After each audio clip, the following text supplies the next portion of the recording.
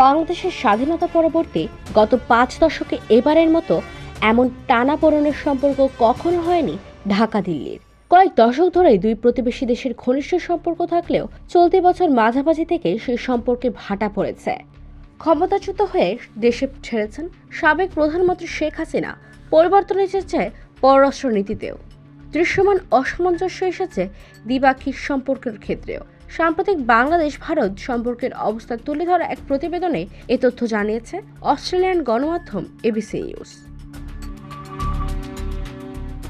প্রতিবেদনে বলা হয়েছে, চলতি বছরের জুলাইয়ে বাংলাদেশ সরকারি চাকরিতে কোটার বিরুদ্ধে শান্তিপূর্ণ ছাত্র বিক্ষোভ শুরু হয়। এই বিক্ষোভে আওয়ামী লীগ সরকারের কঠোর দমননীতি ও শক্তি প্রয়োগের ফলে কোটা আন্দোলন শেষ পর্যন্ত দেশটির সাবেক প্রধানমন্ত্রী শেখ হাসিনাকে ক্ষমতাচ্যুত করার দেশব্যাপী গণ আন্দোলনে পরিণত হয়।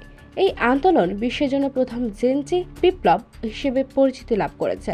বিশ্বকে চমকে দেওয়া এই আন্দোলনের শেষ পর্যন্ত দেশটির প্রধানমন্ত্রী শেখ হাসিনা পদক্ষেপ করে হেলিকপ্টারে দেশ ছাড়তে বাধ্য হন। এরপর থেকে দিল্লিতেই তিনি আছেন। এদিকে বাংলাদেশি ইসকন নেতাকে গ্রেপ্তার ও ভারতের বাংলাদেশের একটি কনসুলেটে উগ্র হিন্দুদের হামলার পর দুদেশের সম্পর্ক ব্যাপক টানাপোড়েনের জবাব দিয়েছে। এজন্য দক্ষিণ এশিয়ার এই দুই প্রতিবেশী দেশের মধ্যে সম্পর্ক তলানিতে নেমেছে। একই সঙ্গে সম্পর্কের মধ্যে ধর্মীয় উত্তেজনা বিদ্যমান। আলোচনায় এসেছে বাংলাদেশের কথিত সংখ্যালঘু নির্যাতনের বিষয়ও। প্রতিবেদনে আরও বলা হয়েছে, দক্ষিণ এশিয়ার প্রতিবেশী দেশগুলোর তুলনায় শেখ হাসিনার কট্টর ও স্বৈরাচারী শাসনের অধীনে থাকা বাংলাদেশকে ভারত দীর্ঘদিন ধরে অনেক বেশি স্থিতিশীল অংশীদার বলে মনে করত। যদিও আফগানিস্তান, পাকিস্তান, শ্রীলঙ্কা সবাই সাম্প্রতিক রাজনৈতিক অর্থনৈতিক উত্থান পতনের অভিজ্ঞতা অর্জন করেছে, কিন্তু শেখ হাসিনার 15 বছরের শাসনামল গত আগস্টে আকস্মিকভাবে অবসান হওয়ার পর নোবেল বিজয়ী ডক্টর মোহাম্মদ ইউনূসের নেতৃত্বে বাংলাদেশ সরকার দায়িত্ব নেয়। এবিসি আরও জানিয়েছে, বাংলাদেশের 17,40,00,000 জনসংখ্যার মধ্যে হিন্দুদের সংখ্যা প্রায় 10%। তাদের অনেকেই ঐতিহাসিকভাবে হাসিনার আওয়ামী লীগকে সমর্থন করেছিল। শেখ হাসিনা ক্ষমতা থেকে বিতাড়িত হওয়ার পর বিক্ষুব্ধদের অনেকে আওয়ামী লীগের বিভিন্ন প্রতীক এবং কিছু ক্ষেত্রে দলটির সঙ্গে সংশ্লিষ্ট হিন্দুদেরও টার্গেট করেছিল। তবুও হিন্দুদের রক্ষা করার জন্য ডক্টর ইউনূসের সরকার যথেষ্ট কাজ করছে না বলে অভিযোগ করেছে ভারত। অন্যদিকে ভারতের নির্বাসিত শেখ হাসিনা দাবি করেছে সংখ্যালঘুদের বিরুদ্ধে গণহত্যার জন্য তাই এই সরকার।